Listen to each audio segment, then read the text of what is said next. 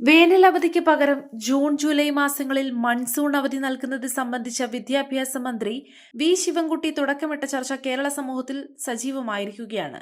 ഈ ആശയത്തെ അനുകൂലിച്ചും പ്രതികൂലിച്ചും വിദ്യാഭ്യാസ വിദഗ്ധരടക്കം നിരവധി ആളുകൾ ഇതിനോടകം അഭിപ്രായം രേഖപ്പെടുത്തി കഴിഞ്ഞു. കഴിഞ്ഞ 10-15 വർഷത്തിനിടെ കേരളത്തിലെ കാലാവസ്ഥയിൽ പ്രകടമായ മാറ്റങ്ങൾ വന്നിട്ടുണ്ടെന്നത് യാഥാർത്ഥ്യമാണ്. തീവ്ര കാലാവസ്ഥാ സംഭവങ്ങളും നഗരവൽക്കരണവും പരിസ്ഥിതിയെ പരിഗണിക്കാത്ത വികസന പ്രവർത്തനങ്ങളും മഴയെ ഒരു ദുരന്തമായി ചിത്രീകരിക്കുന്നതിലേക്ക് പലപ്പോഴും നയിച്ചു. മഴ മുന്നറിയിപ്പുകളെ പൊതുസമൂഹം ഗൗരവമായി കണ്ടു തുടങ്ങിയത് 2018 പ്രളയത്തിന് ശേഷമാണ്. എന്നാൽ ഇത്തരം മുന്നറിയിപ്പുകൾ ജനങ്ങളിൽ ഭയവും ആശങ്കയും ഉണ്ടാക്കുന്ന തരത്തിൽ അവതരിപ്പിക്കുന്ന രീതിയും ചുറ്റിലും കാണാനുമുണ്ട്. സമൂഹ മാധ്യമത്തിൽ വ്യാപകമായതോടെ ചെറിയ സംഭവങ്ങൾ പോലും വലിയ അപകടങ്ങളായി ചിത്രീകരിക്കപ്പെടുന്ന സ്ഥിതിയുണ്ടായി. മഴ കാരണമുള്ള അവധി പ്രഖ്യാപനങ്ങളെ ഈ പശ്ചാത്തലത്തിലാണ് വിലയിരുത്തേണ്ടത്. അതിതീവ്ര മഴയ്ക്ക് റെഡ് അലർട്ട് പ്രഖ്യാപിച്ചാൽ വിദ്യാഭ്യാസ സ്ഥാപനങ്ങൾക്ക് അവധി നൽകണമെന്ന് കാലാവസ്ഥാ ദുരന്ത നിവാരണ അതോറിറ്റിയുടെ SOPയിൽ പറയുന്നു. ശക്തമായ മഴയുള്ള ദിവസങ്ങളിൽ ഓറഞ്ച് അല്ലെങ്കിൽ മഞ്ഞ അലർട്ട് ഉള്ളപ്പോഴും പ്രാദേശിക സാഹചര്യങ്ങൾ കണക്കിലെടുത്ത് അവധി നൽകേണ്ടി വരും. ഇങ്ങനെയുള്ള സാഹചര്യങ്ങൾ വിദ്യാർത്ഥികളും രക്ഷിതാക്കളും കളക്ടറുടെ സമൂഹ മാധ്യമ പേജുകളിലൂടെ അവധിക്കായി ബഹളം വയ്ക്കാറുമുണ്ട്.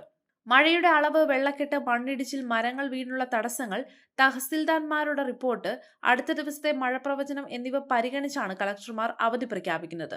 കുട്ടികളുടെ സുരക്ഷ ഉറപ്പാക്കുക എന്നതാണ് അവധി നൽകുന്നതിന്റെ പ്രധാന ലക്ഷ്യം. വെള്ളക്കെട്ട്, മണ്ണിടിച്ചിൽ, മരം വീഴൽ, കെട്ടിടങ്ങളുടെ തകർച്ച, വൈദ്യുതി ലൈനുകൾ പൊട്ടിവീഴൽ തുടങ്ങിയ അപകടങ്ങളിൽ നിന്ന് കുട്ടികളെ രക്ഷിക്കാനായിട്ടാണിത്. അവധി തന്നില്ലെങ്കിൽ വിമർശിക്കുന്നവർ തന്നെ കാലാവസ്ഥാ പ്രവചനം തെറ്റി മഴ മാറിയാൽ അവധി പ്രഖ്യാപിച്ച കളക്ടറെ പരിഹസിക്കുന്ന പതിവും കേരളത്തിലുണ്ട്. ജില്ലയുടെ ഏതാനും മേഖലകളിൽ മാത്രം മഴക്കെടുതികൾ റിപ്പോർട്ട് ചെയ്യപ്പെട്ടാലും ജില്ല മുഴുവൻ അവധി വേണമെന്നാണ് പലപ്പോഴും ആവശ്യമുയരാറുള്ളത്. മുംബൈയിലെ ലോക്കൽ ട്രെയിൻ ഗതാഗതം തടസ്സപ്പെടുമ്പോൾ മാത്രമാണ് സ്കൂളുകൾക്കും കോളേജുകൾക്കും സാധാരണയായി അവധി നൽകാറുണ്ടായിരുന്നത്. അത്യാവശ്യ സന്ദർഭങ്ങളിൽ മാത്രം അവധിയെക്കുറിച്ച് ചിന്തിക്കുന്ന തരത്തിൽ സംസ്ഥാനത്തിനൊരു പൊതുനയം ഉണ്ടാകേണ്ട അനിവാര്യതയിലേക്കാണ് ഇത്തരം കാര്യങ്ങൾ വിരൽ ചൂണ്ടുന്നത്. കേരളത്തിലെ പോലെ തന്നെ ഇന്ത്യയിലെ മറ്റ് സംസ്ഥാനങ്ങളിലും ലോകരാജ്യങ്ങളിലും വേനൽ അവധിയാണ് സ്കൂളുകൾക്ക് നൽകുന്ന ദീർഘകാലാവധി. വല്ലപ്പോഴും വരുന്ന മഴ ദിനത്തേക്കാൾ പ്രശ്നമുണ്ടാക്കുന്നത് വേനൽക്കാലത്തെ ഉയർന്ന താപനിലയും ഉയർന്ന അൾട്രാ വയലറ്റ് സൂചികയുമാണ്. പല പ്രദേശങ്ങളിലും രൂക്ഷമായ ജലക്ഷാമം അനുഭവപ്പെടാറുണ്ടെന്നതും കണക്കിലെടുക്കണം. ഇനി മഴയുടെ കാര്യമെടുത്താൽ ജൂൺ ജൂലൈ മാസങ്ങളിൽ മാത്രമല്ല കേരളത്തിൽ മഴക്കെടുതികൾ റിപ്പോർട്ട് ചെയ്യപ്പെടാറുള്ളത്. 2018, 2019, 2020 വർഷങ്ങളിൽ ഓഗസ്റ്റ് മാസത്തിലും 2021 ഒക്ടോബർ മാസത്തിലും കേരളത്തിൽ വലിയ ഉരുൾപൊട്ടൽ ഉൾപ്പെടെയുള്ള ദുരന്തങ്ങളുണ്ടായി.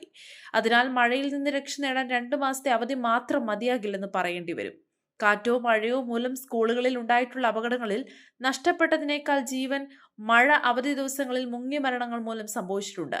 മഴയത്ത് കുഞ്ഞുങ്ങളെ വീട്ടിൽ തനിയെ ഇരുത്തി പോകുന്നതിനേക്കാൾ സുരക്ഷ അവർക്ക് സ്കൂളിൽ ലഭിക്കുമെന്ന് കരുതുന്ന രക്ഷിതാക്കളും നമ്മുടെ ഇടയിലുണ്ട്. കോവിഡ് കാലത്ത് ഓൺലൈൻ ക്ലാസുകളിലൂടെ അധ്യയനം സുഗമമായി നടത്തി നാം മികവ് തെളിയിച്ചിരുന്നു.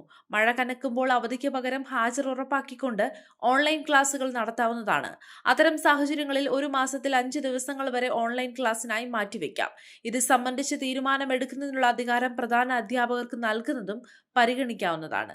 ജലാശയങ്ങൾ കടന്നും വനമേഖലകളിൽ നിന്നും മലയോര മേഖലകളിൽ നിന്നുമൊക്കെ യാത്ര ചെയ്തു വരേണ്ട വിദ്യാർത്ഥികൾക്ക് മാത്രമായി സ്പെഷ്യൽ മഴ അവധി കൊടുക്കുന്ന കാര്യവും പരിശോധിക്കാവുന്നതാണ്.